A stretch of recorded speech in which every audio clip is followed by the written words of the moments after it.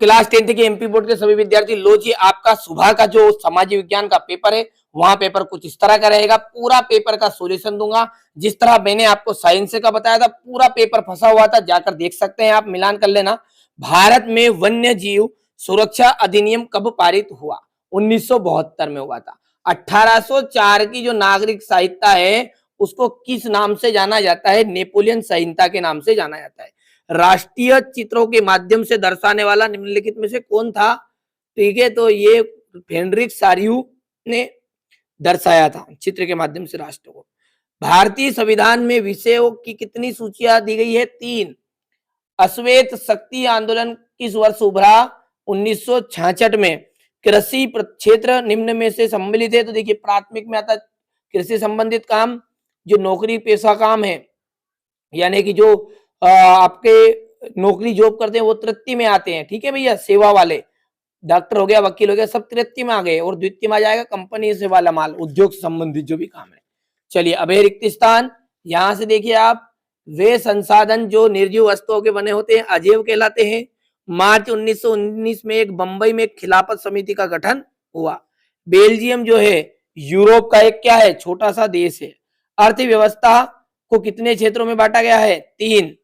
स्व सहायता समूह की अधिकतम संख्या कितनी है? 20 है। रोलेट एक्ट कब लागू हुआ? अप्रैल 1919 में। ठीक है। रेडियो जी जनेरो पृथ्वी सम्मेलन जो 1992 का था, वो हुआ था ब्राजील में। ध्यान से देखिए आप। टायर बक्सा टाइगर रिजर्व जो है पश्चिम बंगाल में है। वंदे मातरम की बात करें, बंकिम चंद्र चट्टोपाध्याय की रचना है। और संघीय शासन व्यवस्था का बेल्जियम आ जाएगा। महिला साक्षरता प्रतिशत जो है 54% है। रिजर्व बैंक ऑफ इंडिया बैंकों का बैंक। अब अगला देखते हैं। लेटेराइट मृदा अधिकतर गहरी तथा अम्लीय होती, बिल्कुल राइट बात है। 1952 से नदी घाट परियोजनाओं के कारण वन क्षेत्रों को साफ करना पड़ता है, सत्य है। 1805 में फ्रांसीसी क्रांति हुई थी, गलत बात है। ठीक है, यहां से देखिए आप।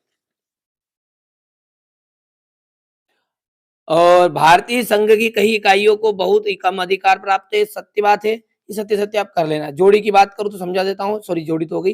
एक वाक्य में उत्तर है। नवीन जलोढ़ का स्थायी नाम क्या है? खादर कहते हैं। जो नई जलोढ़ है ना, उसे कहते हैं खादर, और पुरानी जलोढ़ कहते हैं बांगर। ठीक है। साइमन कमीशन कब भारत पहुंचा था? 1928 में। ठीक है, 1928 में लिख सकते हैं आप चाहो तो।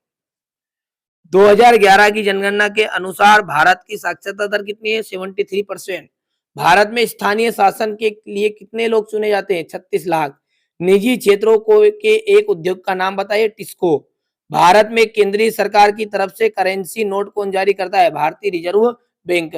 भारत में पाई जाने वाली मिट्टियों के नाम बताइए। मृदा अपरदन से क्या तात्पर्य? संसाधन से क्या से? मृदा संरक्षण से आप क्या समझते हैं? यही प्रश्न हुबहू आपके आने वाले हैं। जिन बच्चों को अच्छे से तैयारी करनी है कर सकते हैं, आप अच्छी मेहनत कर लेना। ये प्रश्न ही आपके परीक्षा में आएंगे। ठीक है, थोड़ा सा बड़ा कर लेते हैं ताकि आपको सारी चीजें नजर आ जाए। ये स्क्रीनशॉट लो फटाफट आप तो, ये यहाँ से। ठीक है, रोलेट एक्ट हो गया, ये क्वेश्चन नंबर 11 है, ये 12 है, 13, 14, 15, 16 है ये। फटाफट से स्क्रीनशॉट ले लो। 17, 18 और सत्याग्रह के विचार का क्या मतलब है? ठीक है भैया, अच्छे से मेहनत कर लोगे तो पूरे नंबर आपको मिल जाएंगे। ये जलियांवाला बाग हत्याकांड और एकात्मक शासन का क्या अर्थ है, यहाँ से देखिए। और भारत के लोगों ने रोलेट एक्ट का क्यों विरोध किया? साइमन कमीशन पर टिप्पणी लिखिए। तो ये मैंने आपको क्लास 10th का आपका सोशल साइंस का जो सुबह पेपर मिलेगा वो पेपर बता दिया, इस तरह का रहेगा। एक तरह का और पेपर मैंने डाला हुआ है, सेट ए और सेट बी। जैसा कि आप सब जानते हैं, साइंस में भी 2 तरह के पेपर बताए थे, तो पूरे के पूरे आपके फंसे थे।